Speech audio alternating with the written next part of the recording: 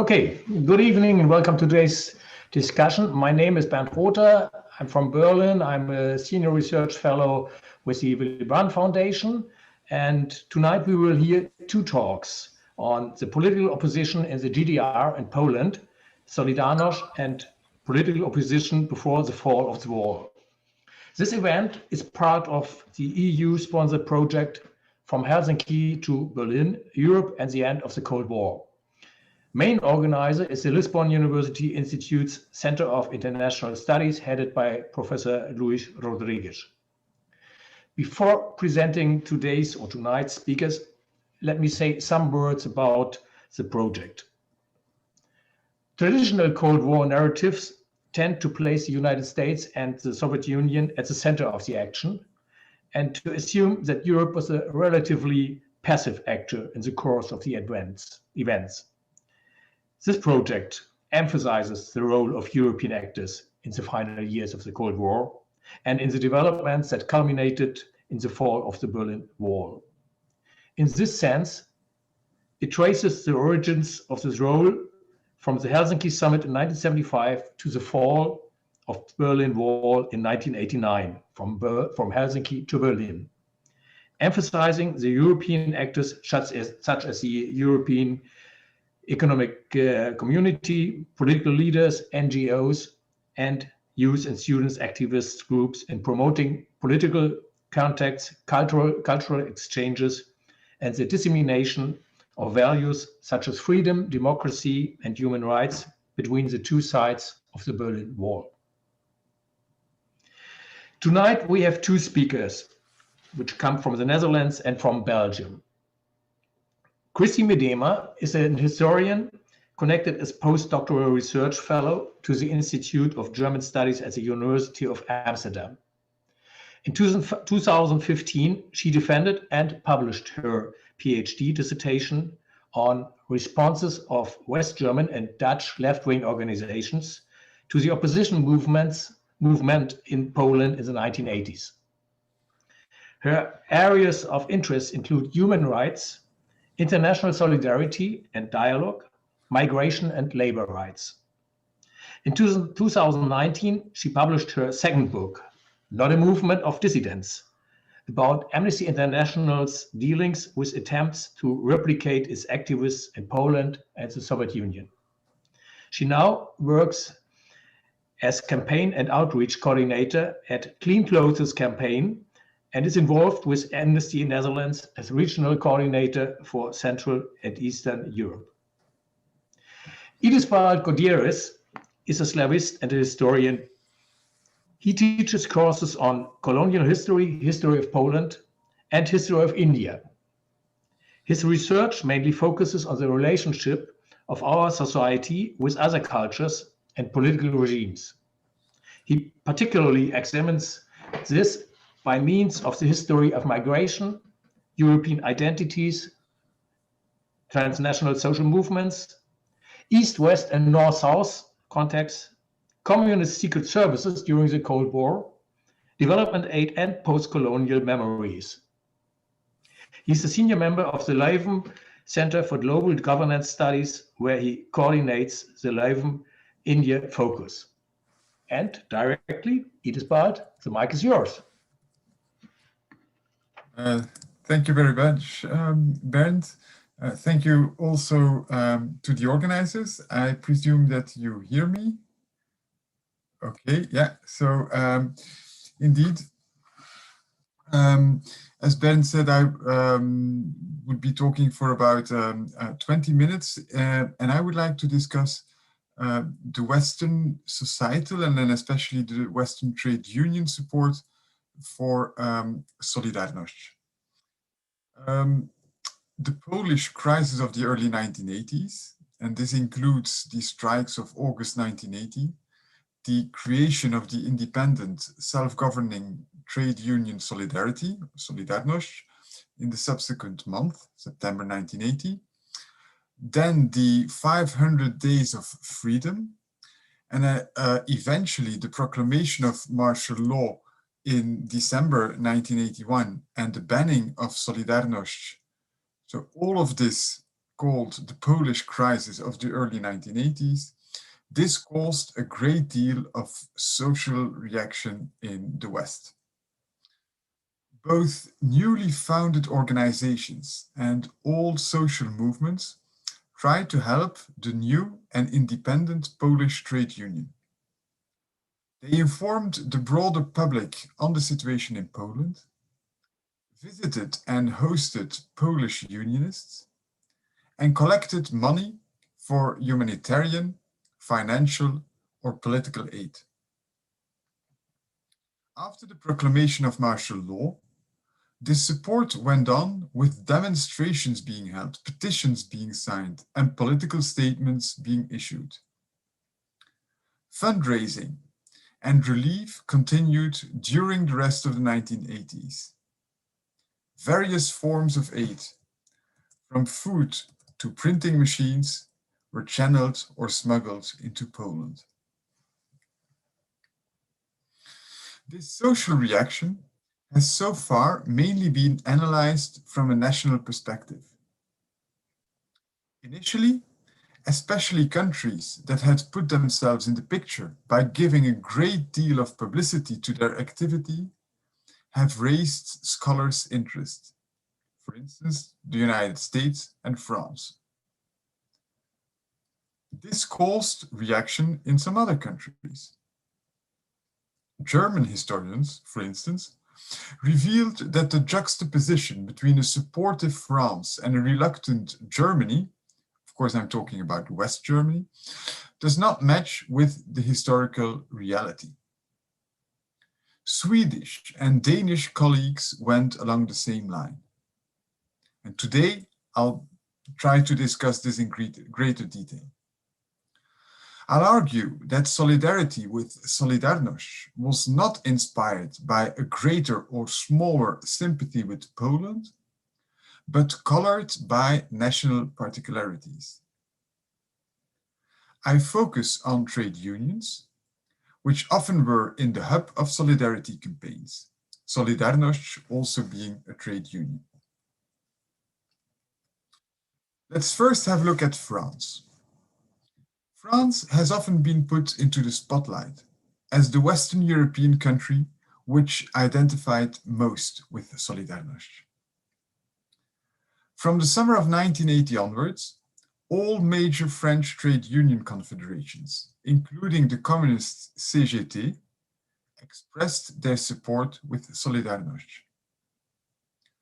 On December 14, 1981, so one day after the proclamation of martial law, this news brought between 50,000 and 100,000 people onto the streets of Paris.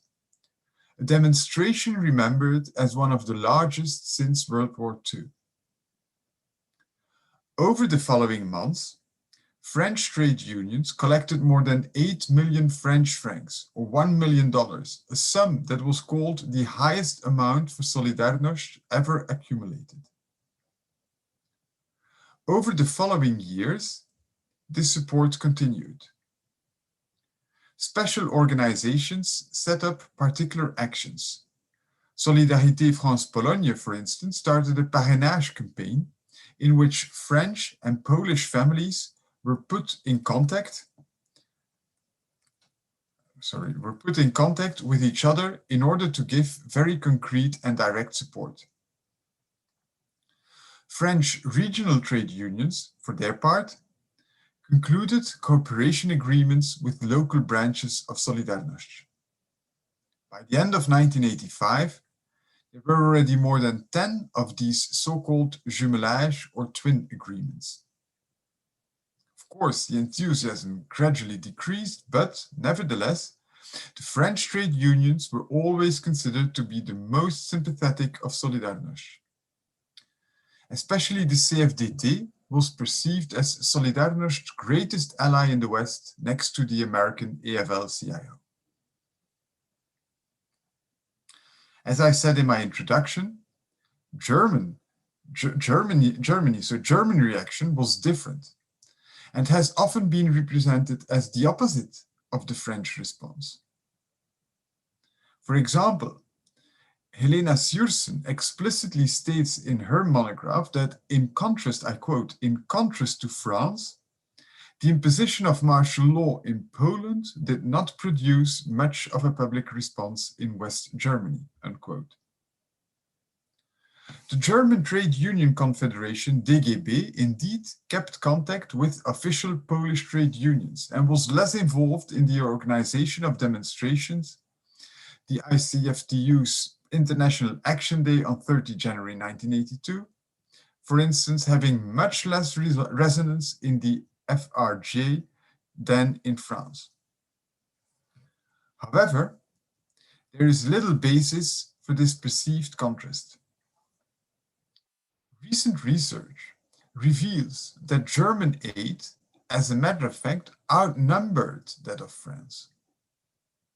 According to some estimates, it even exceeded the amount of 1 billion USD.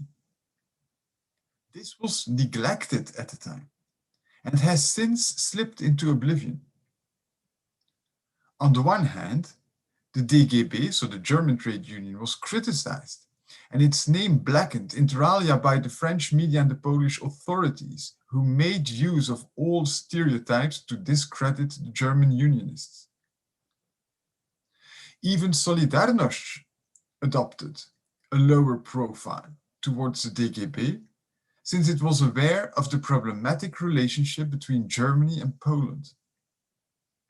Last but not least, the DGB itself acted very discreetly, transferring responsibility and donating funds to other organizations. Taking the sensible situation into account, it did not want to jeopardize Solidarności's position. The DGB was not the only trade union confederation that preferred to take a lower profile. The Swedish and the Danish LO, so Landesunion, also a trade union, did more or less the same. Sweden played a crucial role in channeling aid to Poland, profiting from its geographical location and the visa-free status between the countries. 50 trucks headed off from the country to Poland in 1982 and 1983. However, the LO deliberately organized this relief in a very discreet way in order to prevent Solidarność from being compromised by foreign aid. The LO even came into conflict on this issue with the International Trade Union Confederation, ICFTU. The latter made more publicity around Solidarność and afterwards gained a wider reputation for being an ardent supporter of the Polish opposition. The Danish LO is reputed for having sent only one tool to the Poles, a recipe for printing ink. Yet, this does not mean that it should be accused of failure to help Solidarność. On the contrary, it supported the Polish dissident movement in a political and multilateral way. It backed the fundraising of humanitarian organizations and, even more significantly, channeled aid via the ICFTU instead of directly to Poland. According to a Danish trade unionist, the Nordic countries contributed 1/3 of the ICFTU's International Solidarity Fund's income throughout the 1980s, while they only represented 7% of the ICFTU membership. By the way, I forgot to mention, but the ICFTU is the International Confederation of Free Trade Unions, so the social democratic trade unions. And I'm presenting the relations with the DGB, Swedish and Danish LO on the one hand, and the ICFTU, so the International Umbrella Organization on the other hand.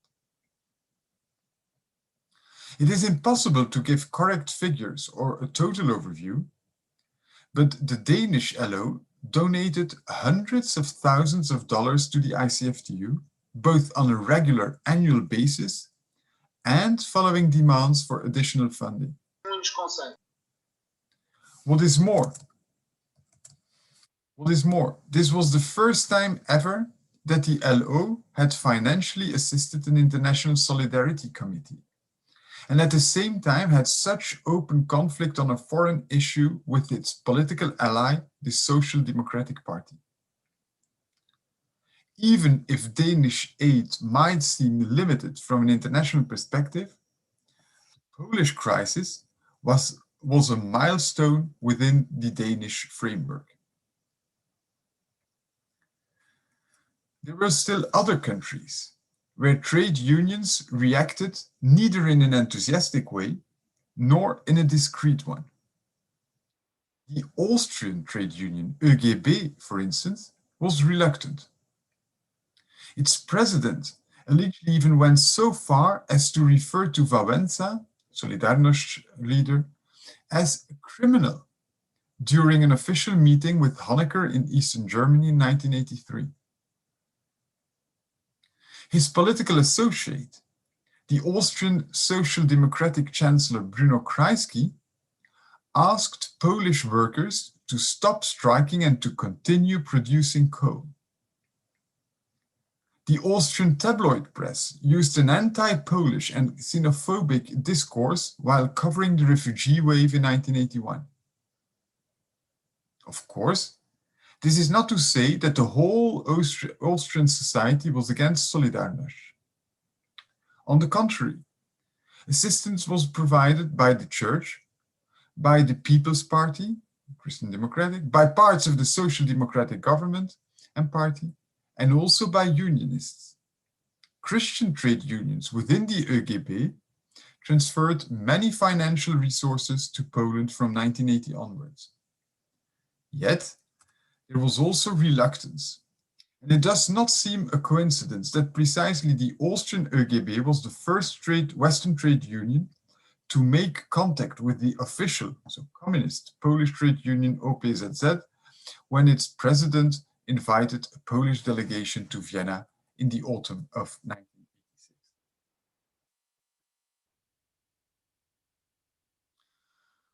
All of these examples, France, Germany, Sweden, Denmark, and Austria, all of these examples show that reaction differed.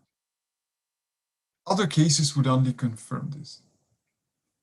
In some countries, there was united solidarity, for instance in Italy, where the three trade union confederations, the Christian Democratic CISL, the Social Democratic UL, and even the communist CGIL, created a joint front. In other countries, support was less unanimous. In Belgium, the Christian Democratic Trade Union ACV-CSC identified with Solidarność, while its social democratic counterpart, the ABVV-FGTB, was not against Solidarność, but sympathized especially with conflicts where the left was repressed, such as the dictatorial tyranny in Chile and Argentina, the apartheid regime in South Africa, and the cases of US interventionism in Central America. In other countries, still, things developed over time. The British TUC is reputed to have been one of the last Western European trade unions to recognize Solidarność, but later supported the independent Polish Union, providing Solidarność with financial aid both before and after the proclamation of martial law, and sending 13 lorries of humanitarian relief to Poland between December 1981 and September 1983. Reaction differed not only between countries, but also within ideologies. It is obvious that Christian trade unions especially sympathized with the independent Polish trade union. These included the CFTC in France, the CISL in Italy, the ACV-CSC in Belgium, and the tiny Christian social faction within the United Austrian Confederation ÖGB.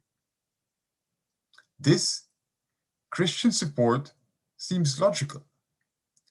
Solidarność, a trade union developing into a mass movement, working together with the church and defending the interests of workers in a contested socialist society, confirmed the Christian democratic trade union movement's reason for existence. Still, there were differences between those Christian trade unions. While the Belgian ACV-CSC put the involvement of the church into the spotlight, celebrating masses and blessing a convoy of trucks leaving for Poland, the Italian chisel stressed human dignity and autonomy more than church issues in order to remain on the same line with the social democratic UIL and the communist sigil. In Spain, where Catholicism was associated with the Franco regime, it was not the Catholic organizations that took the lead in supporting Solidarność, but USO, which had been in the underground under Franco and identified itself with anti-totalitarian struggle rather than with Catholicism. All in all, it is clear that reaction to Solidarność was very different.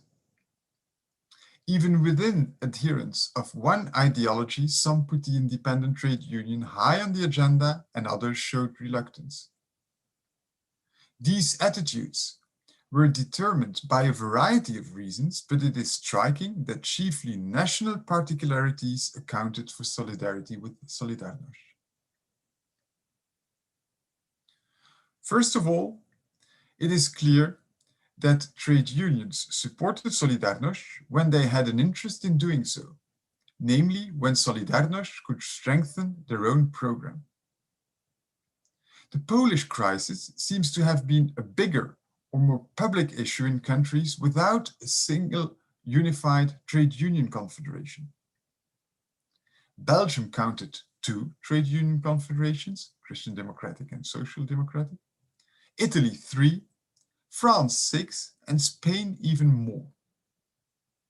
In all of these countries, some confederations more explicitly identified with Solidarność in order to distinguish themselves from other trade unions.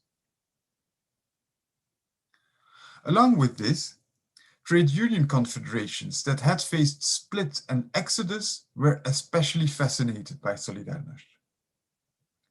In Spain, the USO had suffered a major division in 1977 when a large number of its members had left for the Social Democratic UGT. In France, the CFDT had hastened its reorientation after the collapse of the Union of the Left in 1977 and the right's electoral victory in 1978. Still in the 1980s, there was almost daily discussion on numerous issues with the communist CGT. Both the USO in Spain and the CFDT in France hoped that mobilization for Solidarność could breathe new life into their own organizations. Conversely, reaction was much less vocal in countries with only one dominating trade union confederation, such as Germany, Austria, Great Britain, Denmark, and Sweden, the United States being an obvious exception. All of these unions remained in the background and did not side too openly with Solidarność. Many of them had also, though to a more limited extent, contact with the official trade unions in Poland and other communist countries. Of course, restraint should not be overstated, particular groups placing vital importance on Solidarność. Still, this solidarity with Solidarność differed from that in countries such as France, Belgium, or Italy. It was less vociferous and emotional and more hesitant and pragmatic. Another element accounting for this reluctance is the concern about détente and peace. According to the more discreet trade unionists, too much publicity would alarm communist authorities, threaten détente, and thus harm Solidarność. They therefore wanted to avoid Solidarność being given the label of an organization that was backed by or even dependent on the Western enemy. They did not want to intervene in domestic affairs, denouncing Solidarność if it was too revolutionary and praising it if it recognized the communist monopoly on political power. They preferred to deal with trade union issues only and did not wish to become involved in politics. They criticized other, more vocal Western trade unions for pouring oil on the flames or for using the Polish crisis to strengthen their own political program. They were afraid that interference and polarization would lead to confrontation and a new application of the Brezhnev doctrine. This belief in détente was a much more important element in understanding reluctance or reserve than ideological factors such as communist sympathies or anti-Catholicism. Some of these united unions indeed counted a considerable number of communists among their members, and therefore could not side with the Solidarność without any nuance. However, this cannot be generalized. Some united trade unions, such as the Danish LO, for instance, being even very anti-communist. The same goes for criticism of Catholicism. It is obvious that many trade unionists were confused by the numerous mass celebrations, the portraits of the Pope, and the crosses they saw on Polish demonstrations and strikes. However, anti-Catholicism was relative. The same British critics of Catholic Solidarność supported the cause of Catholic nationalism in Northern Ireland. One can assume that Klaus Misgeld's conclusion on Sweden applies to the rest of Western Europe. There was suspicion inside the Swedish LO on the grounds of Catholicism, but, I quote, there is no evidence that the reservation was significant or that it prevented the LO from supporting Solidarność. There were still other factors coloring a particular nation's and trade union's reaction to Solidarność. These were very diverse, ranging from the traditional relationship with Poland and the social dealing with communism to the presence of Polish immigrants. All in all, it is even striking to what a large extent the interpretation of and reaction to Solidarność was determined by domestic issues. I leave it at here, but I'm looking forward to the debates or to questions. Thank you for your attention. Thank you very much, Idesbald, for your very interesting overview on the Western European reactions, especially the trade union reactions. So, technical advice: you all can now ask questions directly to Idesbald. After the second speaker, after Christie, we have the same procedure: direct questions to her talk, and then we have a general discussion. You can raise your hand to show me that you want to ask a question. The problem is that even with the gallery view, I don't see you all at once. This is a positive sign. We are so many, but it would be better for me to have a question in the chat. And Malgorzata has had a question, but they were answered during a speech. Thank you. Yeah, that's fine. So I looked at the chat, don't see any hands. So I have a first question for you, Idesbald. You stress the importance of détente, the positioning towards détente as a not dividing but structuring line with regard to solidarity, intensity of solidarity with Solidarność. at the same time, in 1980, 81, 82, in West Europe, there was at least as important as the solidarity, the Polish question, the question of the Euro missiles.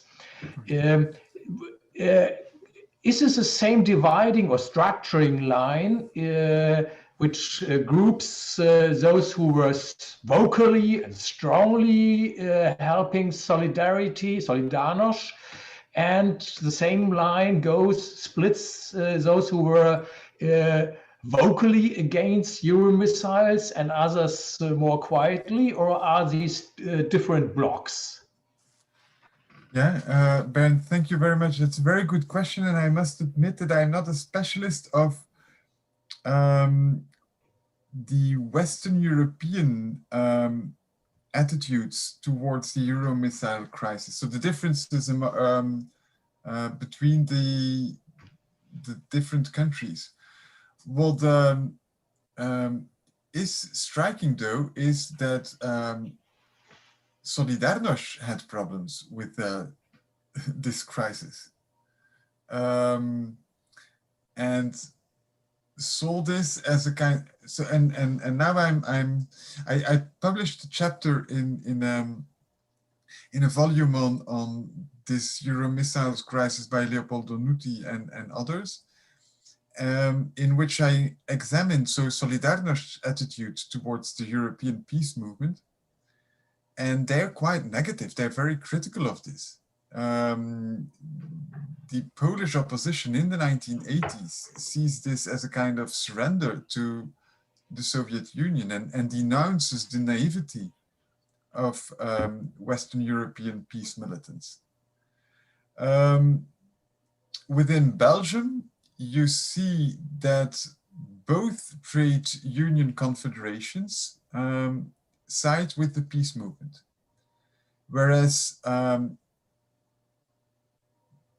there is difference regarding Solidarność. So the Christian Democratic Trade Union Confederation being much more solidary than the Social Democratic one. So I think that in this field too, other interests are also at stake, and those who the most vocal ones, are so vocal because it just fits into their agenda somehow. Yeah, you mentioned the agenda, the interior, the domestic agenda. Yeah. I had the impression that at least for the French communists in 1980 to side with more or less strongly to side with Solidarność was instrument to being accepted as part of the future government, to have an entrée billet for respectability and being admitted into a NATO government. So these tactical reasonings, how important were they for other countries? I think very important, and it sounds bitter. So now, but maybe now this has a little decreased. But after 1989, there was this great enthusiasm for Solidarność and for European unity, and everybody emphasized the unconditional and overwhelming solidarity between or across the two blocs. But I'm afraid this is an overestimation, and that indeed many had their own reasons to be explicitly solidary or to be rather a little reluctant. You give the example for CGT. I think that you can do this exercise for all of the organizations and all of the countries. This, however, does not mean that there was no genuine, that there was no sincere solidarity, that there were no emotions, that people did not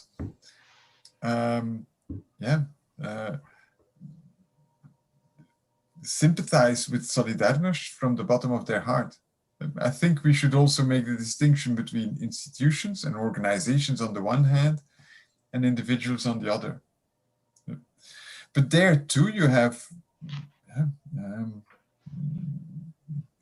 quite a lot of differences. And I also worked on Polish migrants and Solidarność, and there too you find a lot of first differences, and then second, a great discrepancy between memory and reality. And so after 1989, everybody emphasized everybody ended the Cold War, while as a matter of fact, only a few people did. Yeah. Okay. Yeah. This is a general problem with memory, and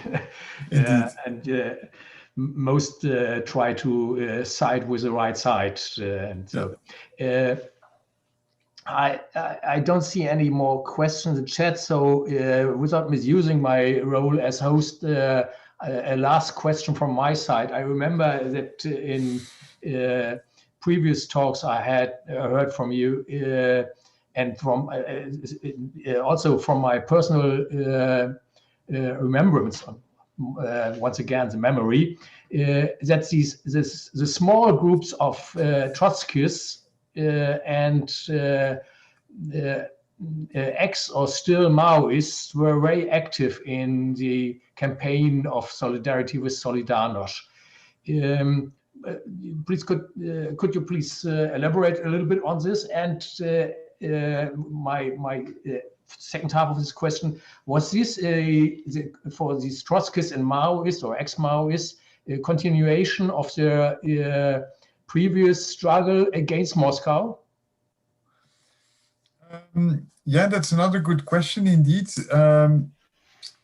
So there were Trotskyists, for instance, among the Polish diaspora, who sided with Solidarność. And as you say, this is because, they saw this as an attack on Moscow, on Moscow dictated communism. However, these groups were quite marginal. So we're talking about few individuals. It's not the big solidarity as that we see among trade unions. And also this quickly led to clashes within the Polish diaspora. And so the Polish Solidarność activists in exile in Western Europe tried to organize themselves and were being put under the direction of the TKK, so the underground leadership of Solidarność. But this then, from the summer of 1982 onwards, led to a lot of tension, and the Trotskyists and the Maoists, by and large, were the first one to be expelled from this more mainstream solidarity with Solidarność, which, of course, did not prevent them from continuing their fight, but this was no longer part of the general solidarity with Solidarność, which as such then also enabled them to emphasize their own interpretations and their points of view. So thank you very much once again, Idesbald. You're welcome. I don't see more questions for the moment, and so we turn now to Christie Miedema. I presented her at the beginning of our session. So Christie will speak about Polish and East German opposition and their different approaches to peace and human rights, as well as to Western movements. Christie, I'm very interested in hearing what your findings were, and the mic is yours. Yeah, thanks a lot. Thanks a lot for inviting me and for the opportunity to speak internationally, even from my own home. So that's lovely. And Bernd, do please feel free to ask the Trotskyist question once more at the end, because I also have opinions about that one. Okay. Good questions, interesting discussion. And it was also great to hear you, Idesbald. These topics I myself have looked into Western solidarity from the Netherlands and West Germany with Solidarność from the trade union movement, the peace movement, and Social Democrats parties. So any questions about that are also very welcome. But I decided to discuss a slightly different topic today, a bit related though. I called my short talk, Freedom or Peace, Polish and East German Oppositional Strategies in the context of the East-West divide.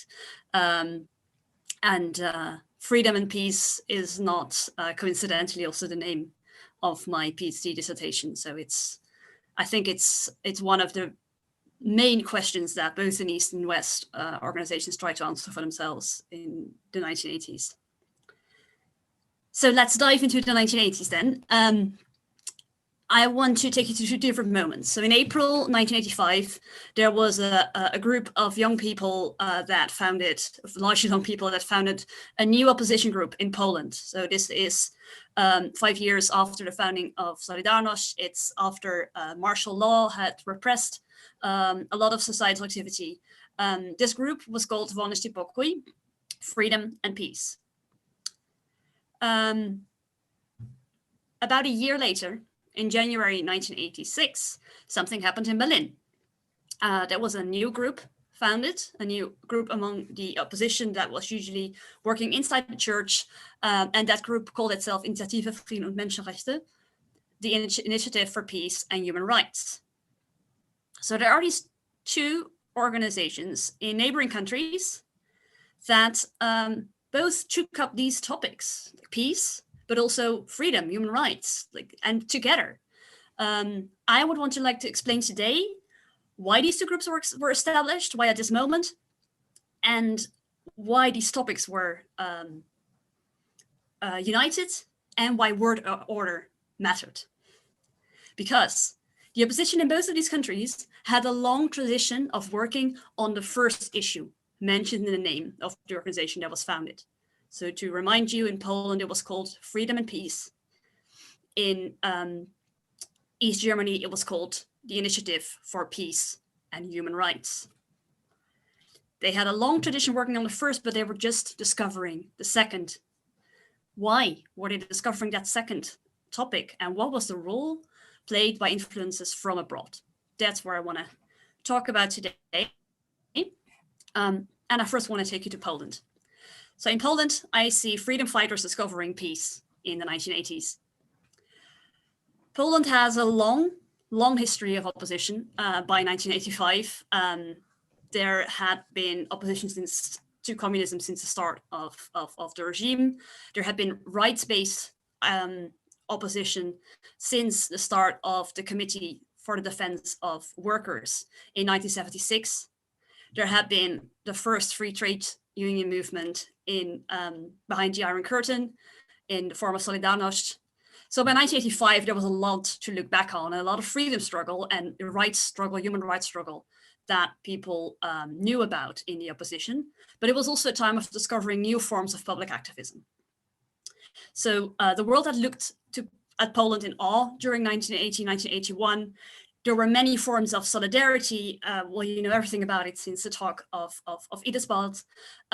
People offered solidarity from a distance, but also people were traveling to Poland around this time to be part of the experience, to deliver goods, to talk with people, to show active solidarity. So people started talking, even though there was this wall in Europe. So this was happening on one side of the wall, right? But on the other side, there was also a lot happening in the 1980s, and we already talked a little bit about it. It was a parallel surge of activism in Western Europe, but it failed to link with what's happening in Eastern Europe. This was the time of protests against nuclear weapons. It was a time that a lot of many left-wing activists in Western Europe were fearing that the events in Poland could upset the balance between East and West, that it could upset the many things that the Taunt had achieved in making the divide a bit less strong between East and West. And that fear was often bigger among some people than the wish to support activists in Poland. And that caused the reticence that we just heard about in the Austrian trade union, in the Austrian Social Democratic Party, but also in the German Social Democratic Party and many other groups in Western Europe.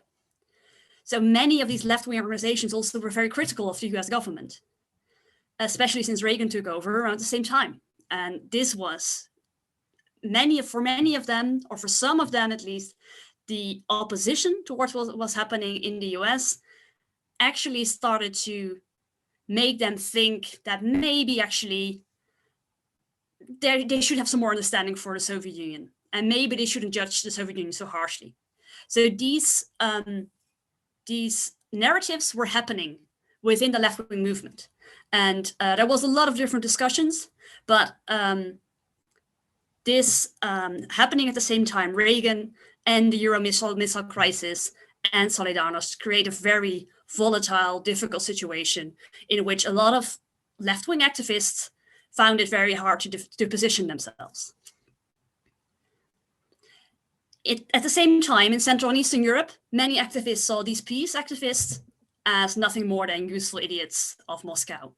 Because why would you be against nuclear missiles if they were pointed at Moscow, who had nuclear missiles of their own?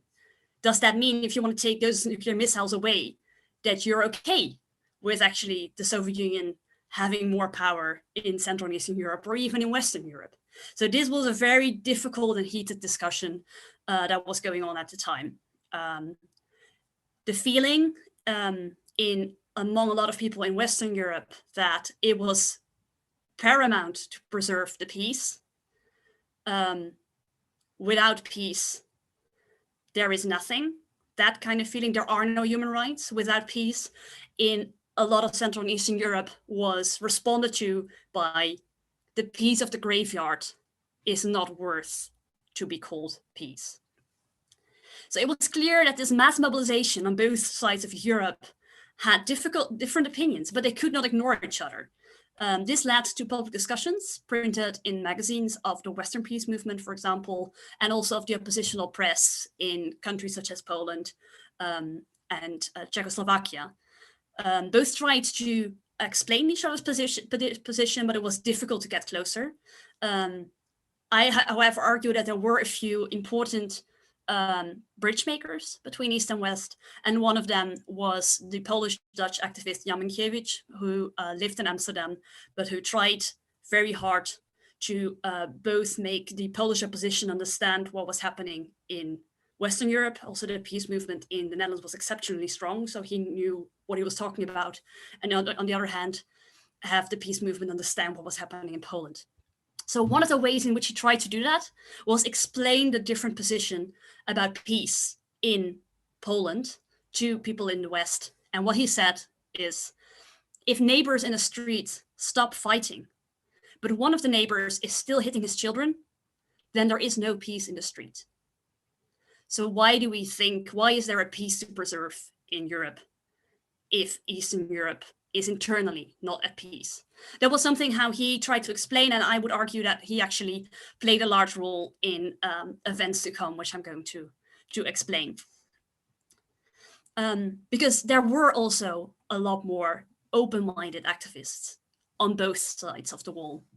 There were peace activists in Western Europe that kept traveling to Poland and that tried to understand what was happening and how they could connect their concept of peace, which was less about preserving the current balance of power and more about breaking down the power blocks in East and West from below, about making people talk to each other and creating peace, not because of a stalemate of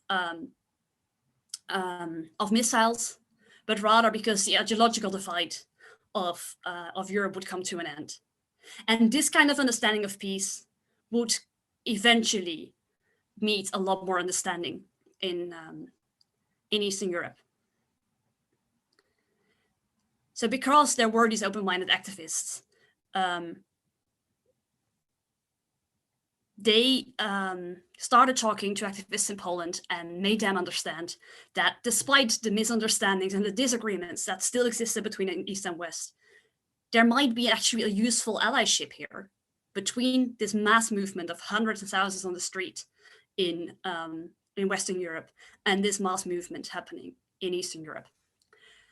So this is one of the reasons why Wolność i Pokój, freedom and peace, came about in Poland. It came about after the tragedy of martial law, at a very difficult time for Poland. At the same time, it was an outstretched hand to the peace movement, but on Polish terms. So freedom first and then peace. So they burned their draft papers, the activists of VIP, of Wolność i Pokój, but not because they were pacifists. They burned their draft papers because they didn't want to fight for this government. They didn't want to pledge allegiance to the Soviet Union. So it was a peace movement, but on the terms of the Polish opposition. They revered a German soldier who had refused to execute Poles in the Second World War. But at the same time, they campaigned on behalf of a Polish soldier who was fighting the Soviets in Afghanistan. So this was a peace movement, but not a peace movement as many of the peace movements in Western Europe would look like. Nevertheless, the founding of VIP would become play an important role in the starting off of a fruitful discussion and cooperation between peace movements and oppositional movement in East and West.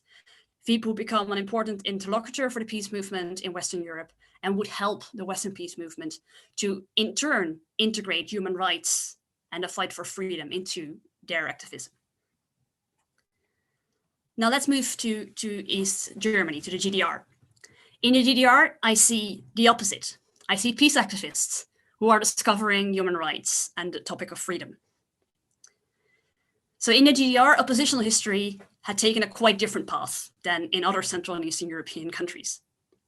The fact that this country had a parallel state sharing the same nation, but in the other ideological bloc, would mean that the opposition in East Germany had a different character. So even after fleeing from East to West would become much more difficult or even deathly, there were ways out, one way or another, to many people. And the way out was not to just any country, because Polish activists could leave the country, not easily, but there were many that could leave the country. But for Polish activists to leave the country meant leaving their culture behind, meant leaving their language behind, leaving all of your country behind. For somebody from East Germany, fleeing the country meant finding another country with the same language, with largely the same culture, with similar history, at least up to a certain date, with probably family and friends. The main difference was ideology. So a lot of people who had a big problem with the ideology in the GDR would resign or flee to the Federal Republic. There was even a media space, a Western media space that was visible in the GDR. Like most people in the GDR could, one way or another, watch West German television or listen to radio.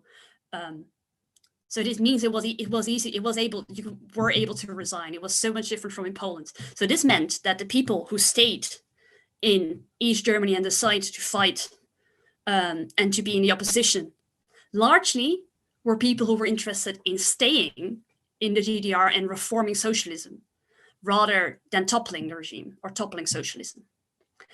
This meant they even didn't call themselves opposition. This, together with the connection to a Western media sphere and a much closer affinity with the left-wing milieu in West Germany, meant that there were different issues that this opposition was talking about. It wasn't talking about big concepts like freedom or nationalism or even the trade union movement, like in Poland.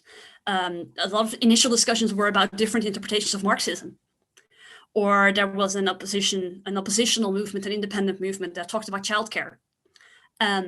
And there was an important movement that talked about the militarization of society and the militarization of youth. And this group eventually merged into a peace movement around the same time that this happened in Western Europe, a society where there was a lot more contact with because of this shared media space as well.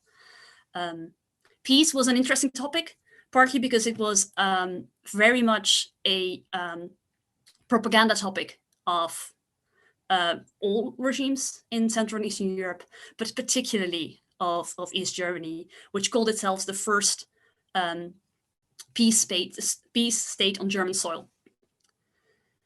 And this meant that peace would be the rallying topic of people who disagreed with the regime, not necessarily out of ideological reasons. They wanted socialism, but they wanted a different socialism. And one of the ways in this was very, very clear was the fact that the regime was talking about peace, but how the regime talked about an armed peace. So children were giving fake guns to shoot with at school. So this, for a lot of people, was such a discrepancy that it was an easy rallying topic to start dissenting with the regime on. As in Poland in the mid-1980s, some people in the civil movement started to broaden their mind and look beyond this topic that connected people. In this case, they were looking actually east rather than west. Looking west had brought them the peace topic. Looking east would bring them human rights. So they were inspired by Charter 77 in Czechoslovakia, inspired by GDR and Solidarność in Poland. People in the GDR often couldn't travel west unless you fled entirely. But people could, until at least the 1980 in the case of Poland, could travel in Central Europe. And people also met these movements or heard talking about what was happening in these countries. And they were inspired by many things, by the fact that these movements were working openly. They were naming names. People were openly saying or writing their names on petitions. People were living, as they said, like they already had the rights that they were fighting for. They were living like they already had the rights that they knew they were entitled to. And this very much inspired a group of people in the GDR who would eventually create the initiative, the Insative Cleanup, the Initiative for Peace and Human Rights. And they would indeed do things differently. So they were one of the first organizations that stopped publishing their publications under the name of the church, which was always a protective mechanism. Their publications reflected on what was happening in Central and Eastern Europe. They were reporting a lot about what was happening there. But at the same time, they remained very East German. They wanted to change the GDR for the better. They didn't want German unification, which is interesting because some of the Polish activists actually, because though there was a fear for a strong Germany and a fear for a Germany that would reclaim its pre-war borders, there were Polish activists who were for German unification because they saw it as a way to freedom. That is not happening in the GDR or in large parts of the GDR opposition at this moment. The population is large. At large, we know that it was very different, and that we would see, of course, in 1989. I very shortly want to say something about Western peace activists. We have heard from Idesbald about the response of Western activists to what's happening in Eastern Europe, and of course also peace activists, the ones that were mobilizing on the streets in the early 1980s. They had to find out what they thought about Eastern Europe, about what was happening, about Solidarność, what was happening at the same time, the exactly same time as the mass mobilization in Western Europe. These activists, however, themselves looked much more like the activists in the GDR. They advocated for peace. Many of them had a Christian and a left-wing background. They were in favor of some form of socialism. So that felt recognizable, the activists in East Germany, very differently so than the activists in Poland. So as in the GDR, some of these activists would stay in their worlds, in their safe spaces, where everybody agreed more or less on the same topics. But some of them were willing to look beyond. And those who were willing to have uncomfortable discussions with people who, for example, in Poland were a fan of Reagan, or were happy about the fact that the West was putting new missiles on, or the fact that, or who believed that Western peace activists were all lackeys of Moscow. Those conversations were uncomfortable, but they also helped to create a situation in which people started to understand why people were thinking so differently elsewhere, why different circumstances, different national circumstances, and different ideological circumstances created this difference. And thanks to bridge builders like Jan Minkiewicz, who I already mentioned, but also people like Miedema Faber, who was a main leader of the peace movement in the Netherlands, Petra Kelly, who was one of the leaders of the Greens in West Germany, Wolfgang Templin in the GDR, Constante Gebert in Poland. These were people who saw that there was an allyship beyond these obvious differences of opinion.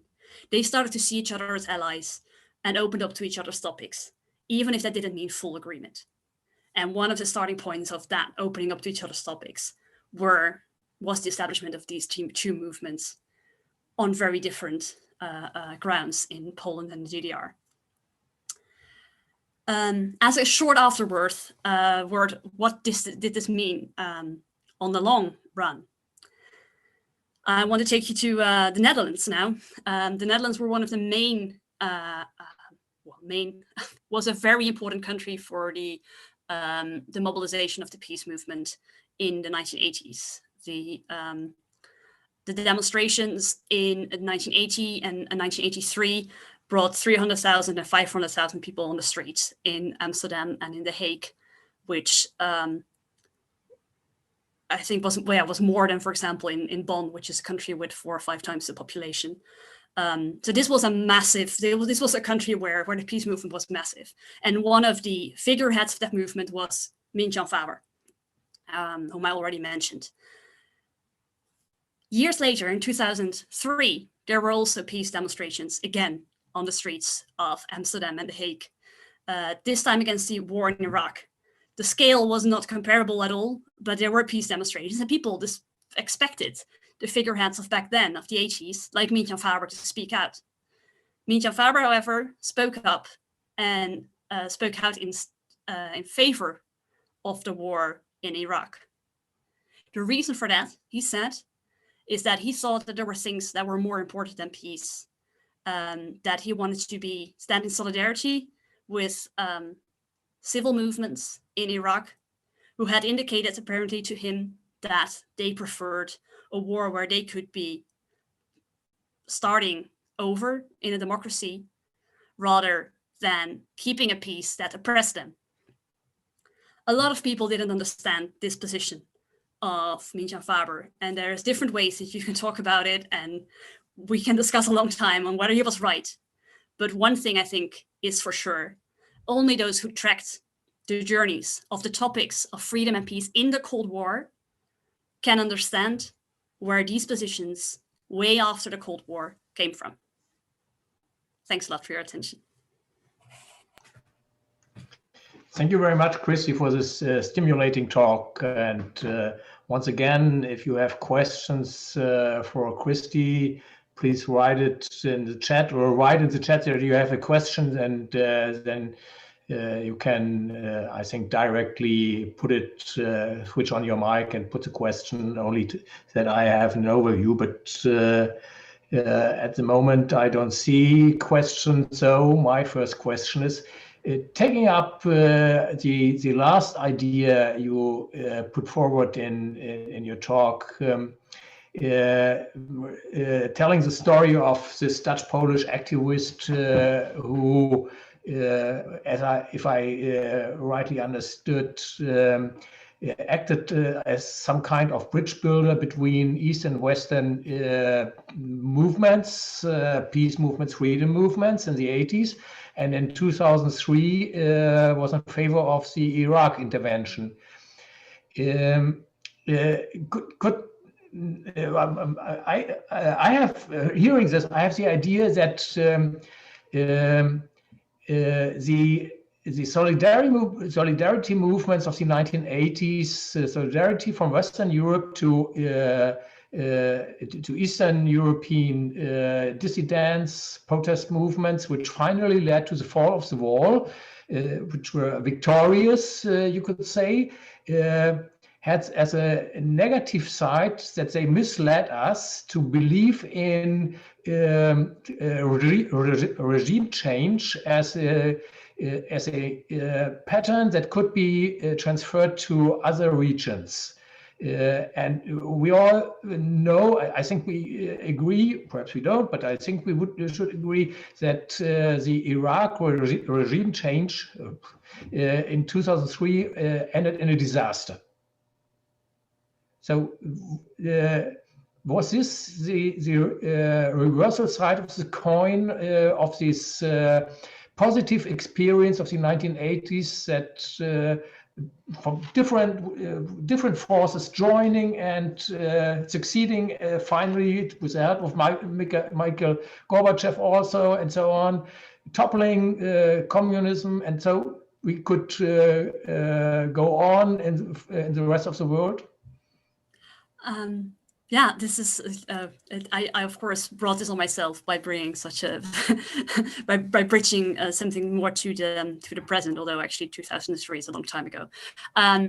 Yeah, first of all, to clarify, these are two different peoples, by the way. The bridge builder, Janukiewicz, who was Dutch-Polish, and Miedema Faber, who is one of the most famous Dutch peace activists. But the question still stands. It's the same.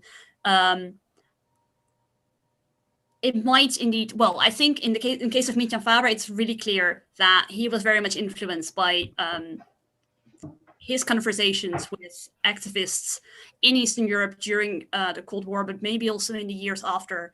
There was this civic initiative where civic movements all across Europe exchanged experiences and information over all these years. And I think there was a learning process going on. And that learning process was, there is more than just peace. Peace can be oppressive. And if peace is oppressive, it might be more important to risk losing that peace, but then in the same process, liberating peoples. I think that is a learning process that took place in certain people that had these discussions over the years. But of course, there is a major difference between a transition from an unfree regime to a democracy that is happening from inside out than one that is created from the outside. And I think transition processes are never easy. Nowhere. Yeah, I don't know what's going to happen in Belarus if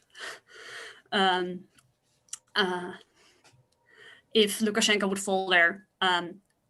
Those processes are never easy. But I think that there is a stronger basis, of course, if an organization largely self-mobilized as part of that process. Are there situations in which regime change forced from outside could work? I don't know. I think we're very clear that in Iraq, it was a disaster. Could it work in the long run? I don't know. But yeah, I think it is very clear that this euphoria about a lot of regimes toppling shortly after each other might have created within some people the feeling that toppling a regime and building up a new society is easy. And it isn't. It isn't anywhere, unfortunately. And that doesn't mean that authoritarian regimes should be supported because of peace, because they shouldn't. But it also means that there is no easy answer between peace and human rights, nowhere. There's a question from Pedro Pinella. Yeah. Do you agree that he asked you, or perhaps you see it in the chat, do you agree that sometimes there are more important things than peace? Yeah. that is indeed something that is very, very clear among these discussions. The necessity of activists in Central and Eastern Europe to explain to people who have connected themselves entirely to the topic of peace, to explain to them there is more than just peace. There is peace of a graveyard. There is peace, indeed, in a street where children are still being hit. Peace doesn't mean that people are happy or free or can actually live in peace.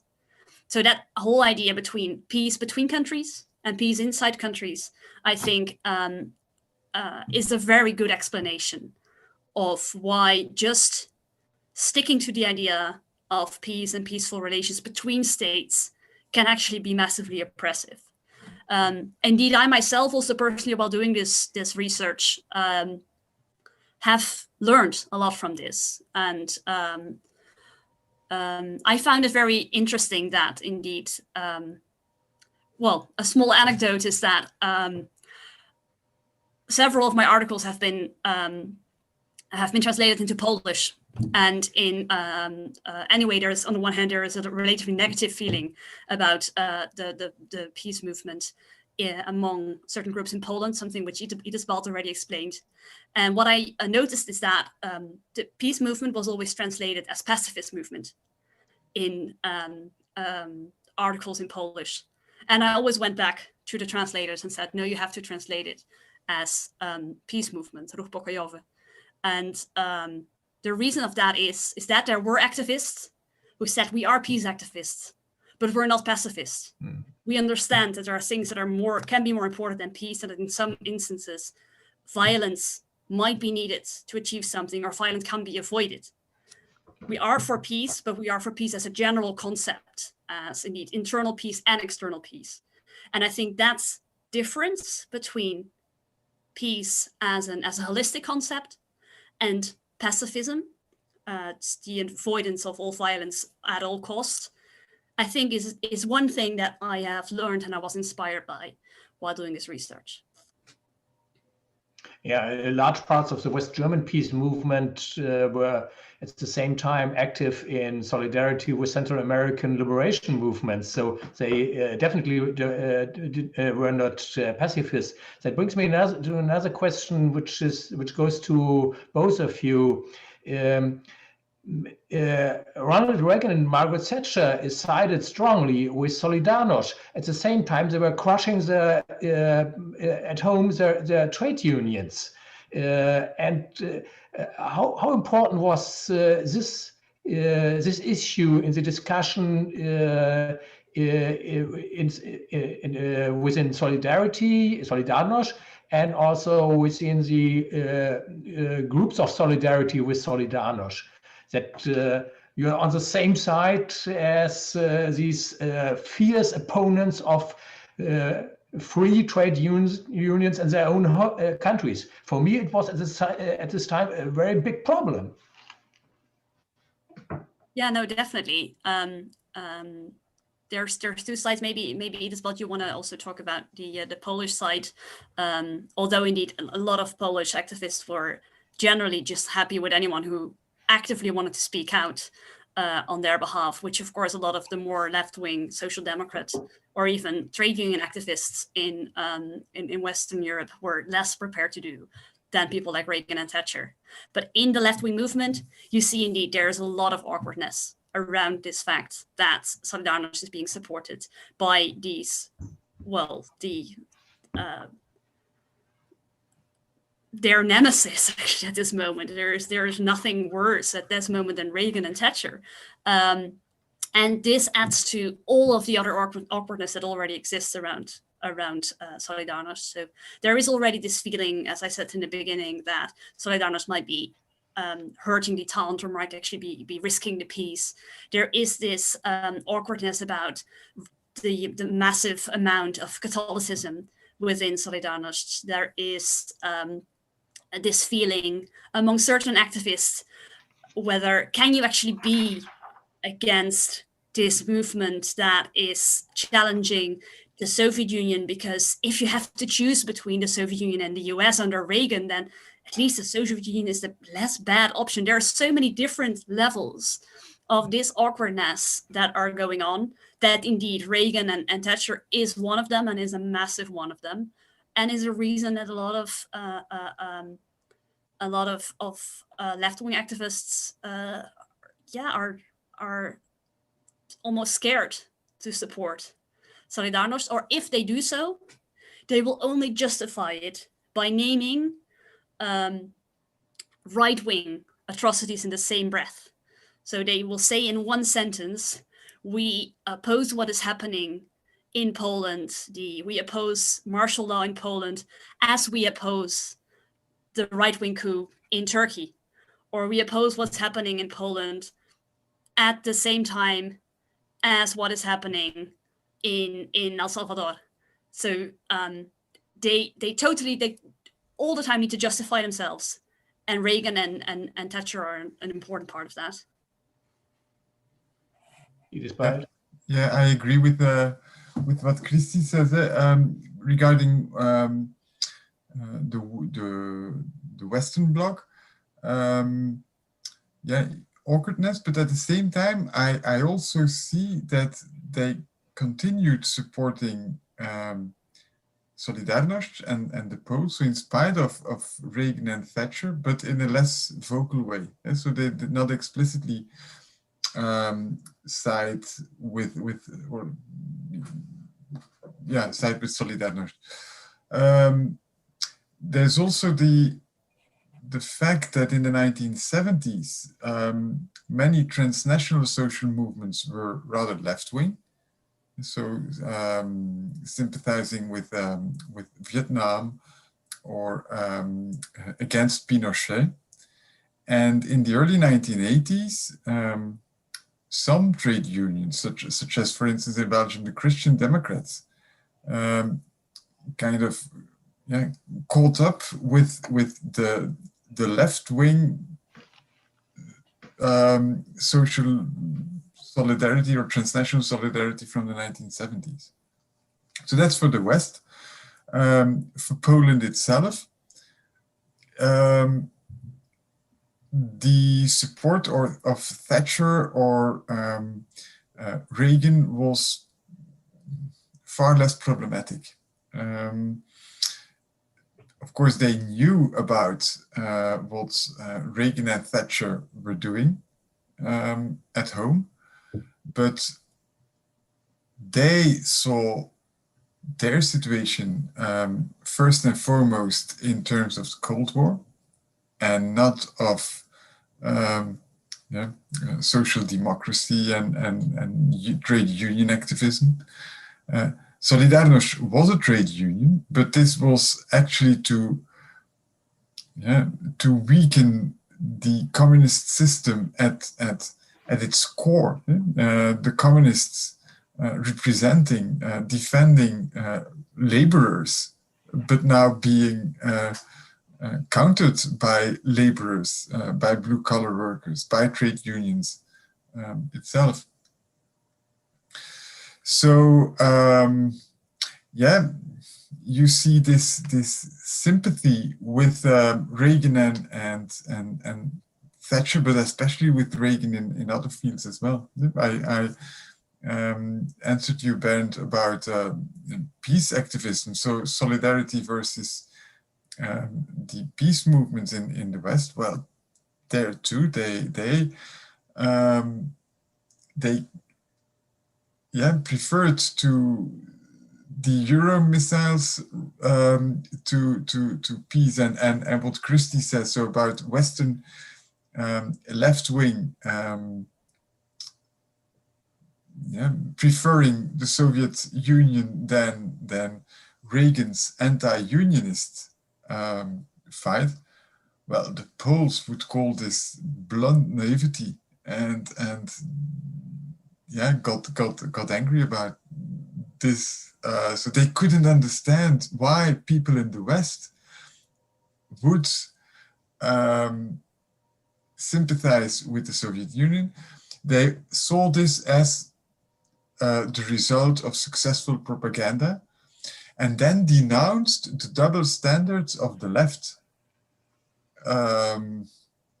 So there was such an ideological fight going on, especially in Polish periodicals. I think that that vis-a-vis the West themselves, Poles were more diplomat, and they didn't want to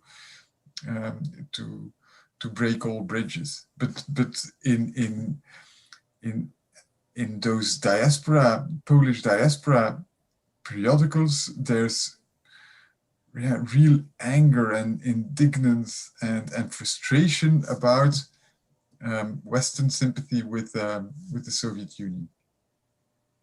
And that is also, interestingly, I think the Jan Minkiewicz, who I talked about as a bridge builder, so he was from Polish background. He lived in the Netherlands. He saw the peace movement there, and he saw the potential for this movement to support the Polish movement. So the first time that, indeed, as I said, Miedema and other main leaders of this movement went to Poland, he sent, like through underground press, he sent a note to Lech Wałęsa, writing in Polish, saying, like, speak to these people. They aren't the useful idiots that you think they are. Like, if you get through that, these are people you can trust and you can work with. But indeed, the mutual perception was so difficult, and it was very difficult to overcome this. But I think there were some crucial people who have really have done a great job to break through these walls that existed. And I don't know if I can say anything about Trotskyists at this moment. Oh, yeah. Because I think one of the reasons I also studied the Greens in so the Green Party in West Germany, and a lot of those a lot of people who were in the Green Party were also in so-called K-Gruppen. So the smaller communist, but also Maoist, Trotskyist groups, or who used to be in these groups. And you can really very clearly see that those who have a Trotskyist or a Maoist background, for them, it's much easier and much more natural to support Solidarność. And I think the reason for that is they already had their struggle with these difficult topics of how can I be against the Soviet Union and still be a left-wing person. They had gone through that struggle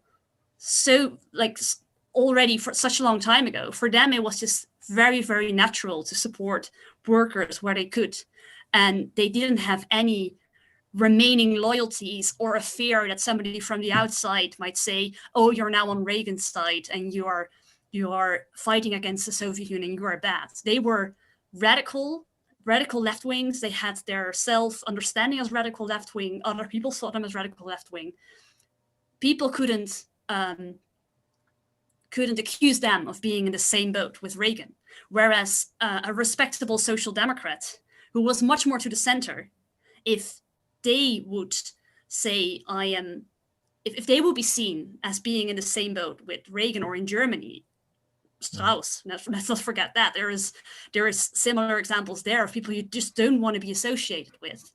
If you're much more to the center left, it's much more difficult. Whereas these Trotskyists, they had their ideological struggle. They knew where they stood, and they could just easily support this. That would be my assessment at least for Germany. The Trotskyists and Maoists bring me to another question. Perhaps you know that the German Trotskyists and Maoists, since their beginnings, Trotskyists in the 50s and Maoists in the early 70s, were opposed to the rest of the West German left, were in favor of a unified, of course socialist, but a unified Germany. Whereas great parts of the West German left saw the German division as the result of Nazi terror of the Shoah, and that should last for centuries. So parts of the Polish diaspora and the Polish dissidents were outspoken early in the mid 1980s, that the division of Germany could not last forever. That as Poland, like Poland had struggled for over 100 years for national and unified national state, also Germany should, and not only in 100 years, but earlier, should be reunified. This was shocking, provocative for the great big majority of the West German left, but the Maoists and Trotskyists could easily join this. But how was it, how representative was this position for to be in favor of German unification? How representative was it for the Polish opposition movement? I remember it was a special number of Kultura in 1985. Kultura, the exile journal published in Paris by Polish dissidents. Yeah, no, and I think actually the Trotskyists and a part of the Polish oppositional intelligentsia both thought that Germany should be united. I don't think they agreed on the ideology that should be done under, by the way. Yeah. Jacek Kuron? Kuron? Jacek Kuron? I don't know if Kuron. Yeah, Kuron was he's called a Trotskyist. He was called a Trotskyist. Yeah, I don't know if he was in favor of German reunification. I must admit. I know it's more the centrist circles, the Catholic circles of the intelligentsia. For Kuron, I would have to look it up. I don't know from the top of my head, but yeah, generally, I think a lot of it was. I would say it was a minority intelligentsia position. It was a position, a rational position. Well, yeah, just from the realization that the GDR was a lock on Central and Eastern Europe. It was an ideological lock in many ways. It was one of the strictest countries of the bloc.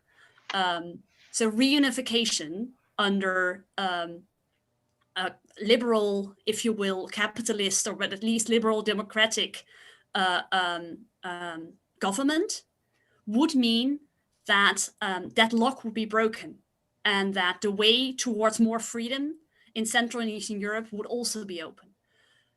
What was very, very clear that they were in favor of reunification, by the way, with the new border, right, and not the pre-war border. And that was something which, for example, Christian Democrats often failed to hear when they heard that Polish activists were in favor of reunification. They were happy to just hear that, and they just didn't listen to the whole story about the organized border.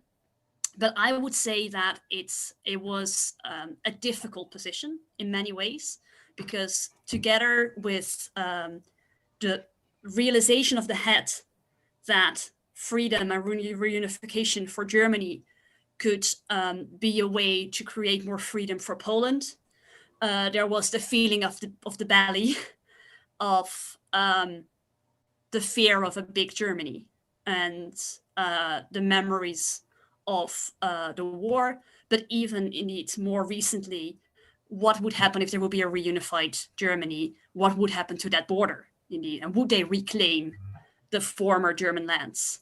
So, and I would say, if you would probably look in the general population, the feeling of, or just a bad idea about a big, strong, reunified Germany would be stronger than this more intellectual position of a reunified Germany as a bridge to freedom. Yeah, it is better. Yeah, thank you, Christie. 2 points that I just would like to add. First, regarding Trotskyists and the Polish opposition. So it is true that this was very diverse. Solidarność, and more precisely the intellectuals supporting Solidarność. And there were left-wingers and right-wingers all at the same time. Actually, you see how this is also visible in the legacy of Solidarność after 1989, and the way how this dispersed into different political parties and now even opposite groups. However, I think that in the 1980s, the homogeneity was more important than the heterogeneity. You mentioned Kuron, another very important left-wing Polish dissident is Adam Michnik. And he in 1976 wrote a key monograph in which he called the Poles or the Polish opposition to unite, in which he called for a dialogue between the left and the church. And this actually opened the doors to first KOR, and so an opposition movement in 1976, and then eventually to Solidarność in 1980. Before 1976, so before Adam Michnik wrote that book, there had been opposition, but intellectuals, the church, and blue-collar workers all did this independently from each other.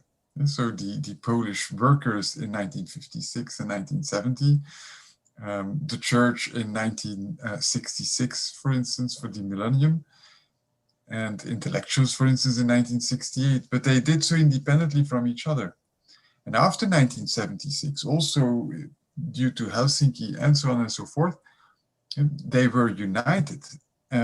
All of this also being backed by John Paul II, which also kind of further fueled Polish nationalism.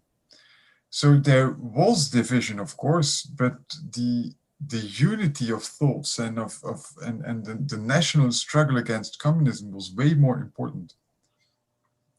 So that's my first point. My second point is regarding Germany. The Poles closely followed things, of course, although they wouldn't expect Germany to be united already that early as it eventually happened. They also had other ideas in terms of geopolitics, and the 1980s is also the rise of Central Europe, the idea of Central Europe. And so Michnik, for instance, was one of the key poles in the meetings and in the conception of Central Europe with Milan Kundera and Václav Havel in Czechoslovakia and Georgi Konrad in Hungary. So, yeah, what would later become the Visegrad group. So this was another way of dealing with a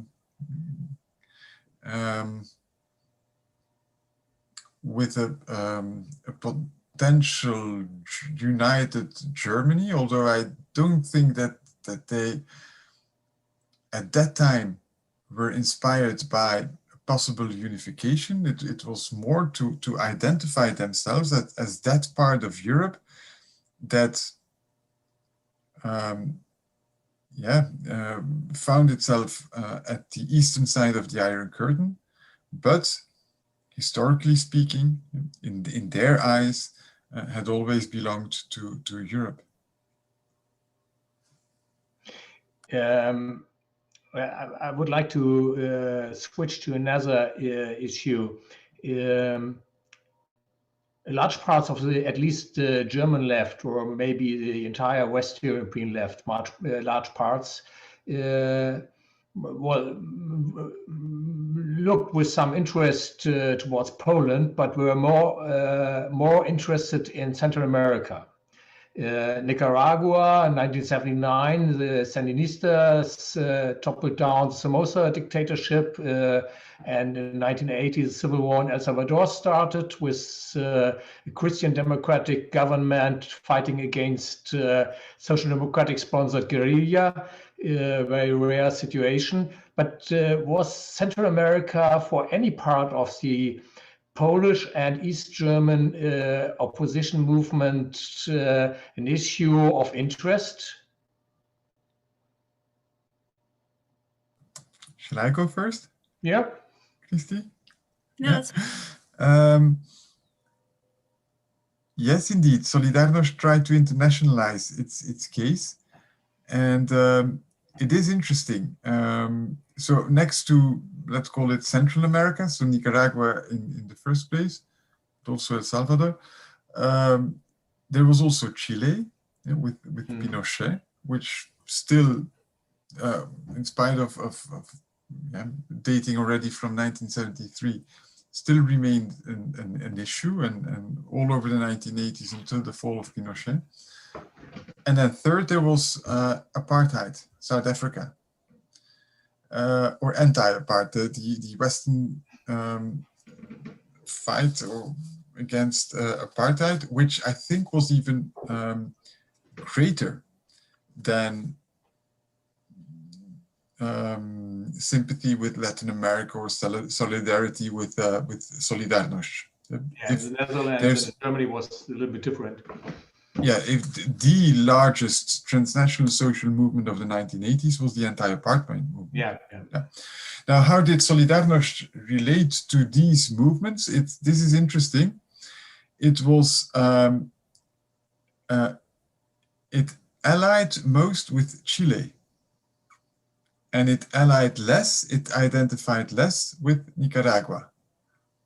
And this is interesting because Nicaragua was also a left-wing, even dark, spectacled general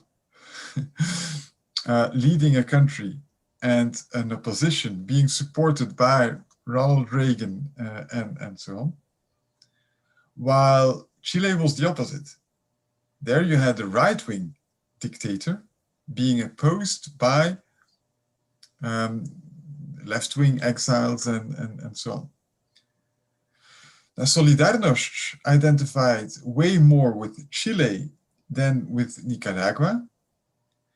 And this is because it could, in this way, show that it was a universal cause, that it was not a puppet of Reagan, that it was fighting for justice, and in this way also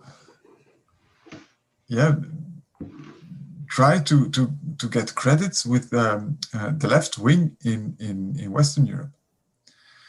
Regarding anti-apartheid, it was quite silent. Unlike what's happened afterwards in the 1990s. So in the 1990s, Solidarność often put itself within the same brackets as anti-apartheid, while, as a matter of fact, in the 1980s there were little connections, and if there were connections, they were made by the West. For instance, Walesa first, and then Desmond Tutu receiving the Nobel Peace Prize.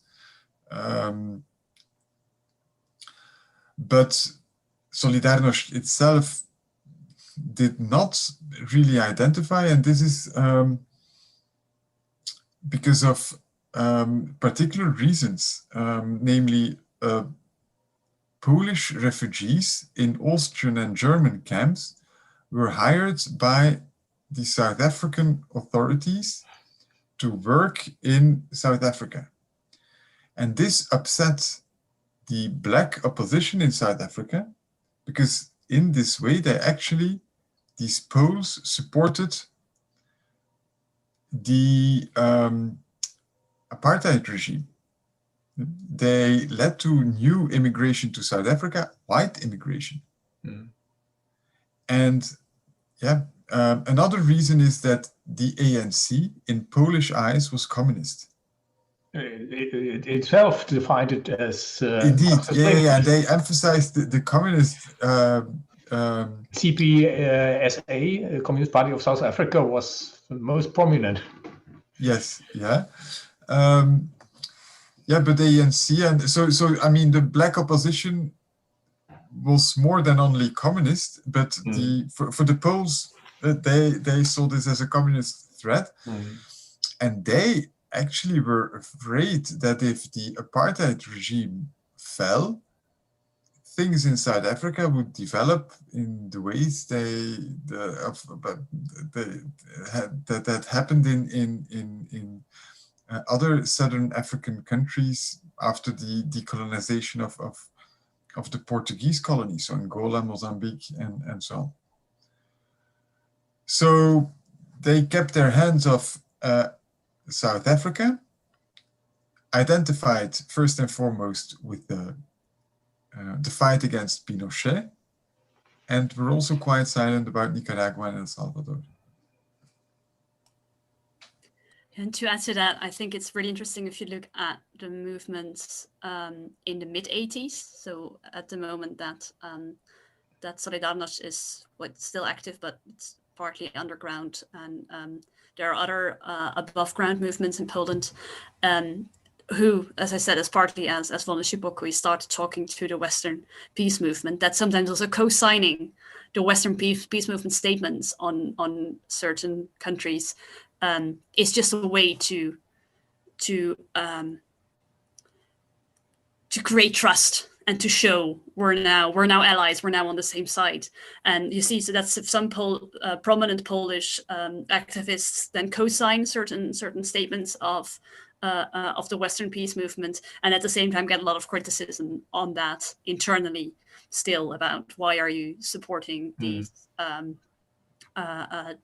statements? What would happen? Like, isn't it then a communist opposition movement what happens if they take over power, etc. So you see that these discussions are going on, and as a reflection on what Idesbald said, I think it's really interesting to see that indeed that need to balance, as I said, in Western Europe, it was very common to say, I support workers in Poland, but I also support workers in Turkey, or even more in Turkey, or in wherever in the world where there's a right-wing regime. That needs apparently was also existent within the Polish opposition or within Solidarność, that they had to move within that international environment of balancing. And as was mentioned in the beginning, my second book was about Amnesty International, which I argue is very much a child of the Cold War. And you see that within Amnesty International, they only let that go a few years ago. There was always the understanding that groups who were active within Amnesty International needed to be active on one prisoner in Eastern Europe, one prisoner in the West, and one prisoner that was in an unaligned country.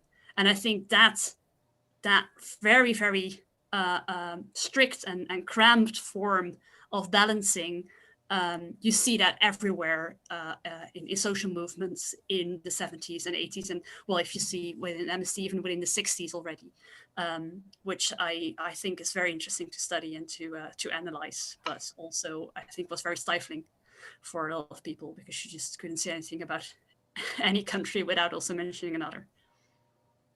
So my last question, the project of which tonight's event is part of is called Nowall. How important was Solidarność for the fall of the wall?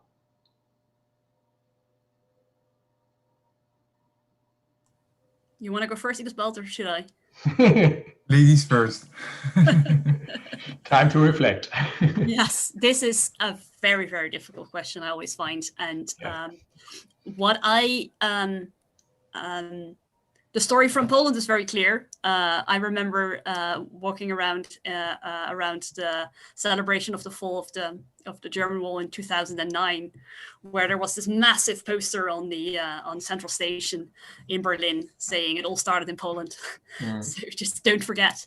I think indeed that is one thing, of course, the feeling that eventually all the other countries got the limelight, right? It was much more photogenic what was happening in East Germany, or even in a much more macabre way in Romania, than the peaceful transition in Poland, and the feeling that the crumbling of this regime had been going on for 10 years and even longer, and then all those other countries do it in a few days. I think that, of course, was very frustrating to see from a country where indeed this opposition had been so massive. I find it very difficult to pinpoint what exactly. There was so many factors that were going on. But what I always find very important, I always stress in everything that I'm writing about 1989 and that I'm discussing about the fall of the wall, is that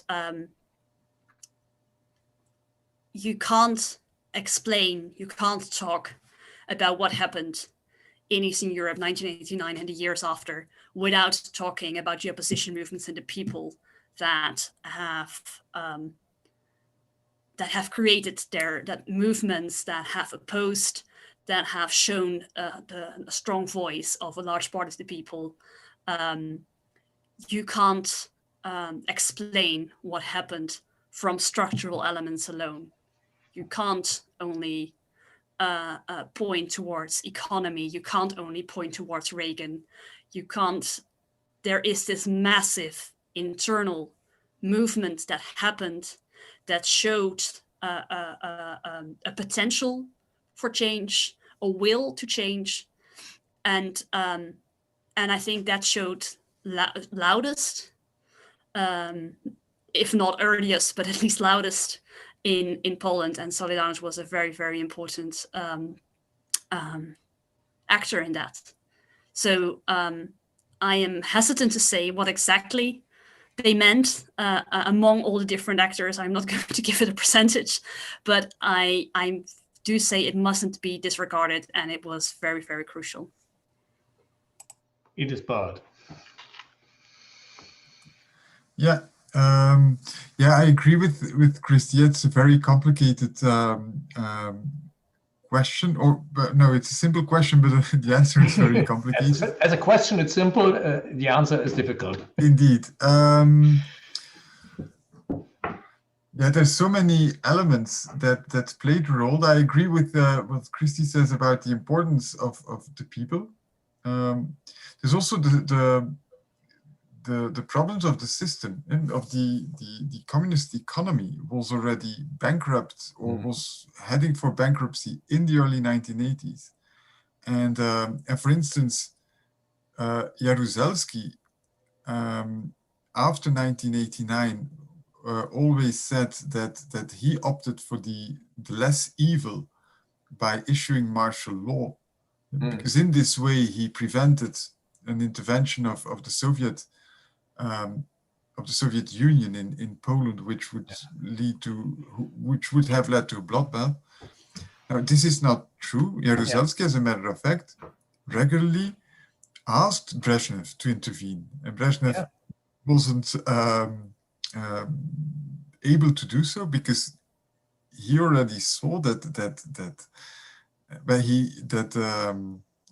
economy was failing. And the empty shops in the 1980s, both in the Soviet Union and in Poland and in other countries, are as an explanation as important as the people. Having said this, look at what China did in the 1980s. So the Eastern Bloc could also have transformed communism in a different way and kept power. I think Gorbachev is also a key player, as is John Paul II, maybe especially because what he did not, or he prevented the Poles from rising against the Russians, from keeping them calm. 2 days ago, George Shultz died, Reagan's Secretary of State, and he actually is also important because he partly accounts for the dramatic shift that Reagan made in the 1980s. So initially he called the Empire of Evil, the Soviet Union Empire of Evil, and then after 1985 he set up negotiations with Gorbachev. That's another major turn. So you see, so many people played a role in this. I'm talking about politicians. Christie did about the people. I think there's so many aspects, and you certainly cannot credit one particular actor or one group or one explanation. It's just a combination of many things. Thank you. Thank you very much.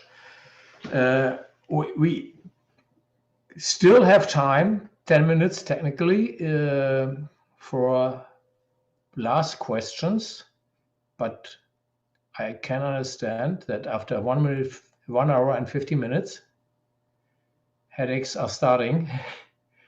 So I thank you all, the remaining 28 participants, for staying on board.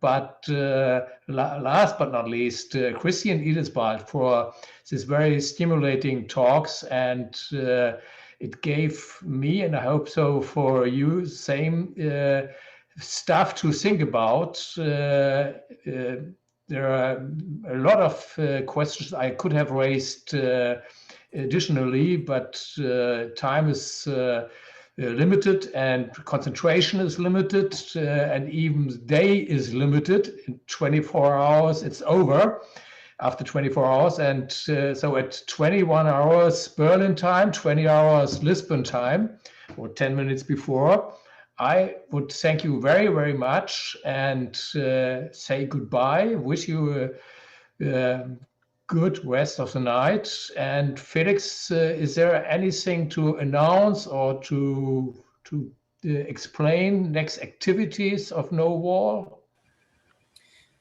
In 2 weeks, we will have another session of Nowall, so I invite everyone to participate. I'm sure that will be as good as this one. Thank you so much for all the speakers, and for you, Bernd, for this excellent session. Thank you very much. Thank you, and stay safe and sane.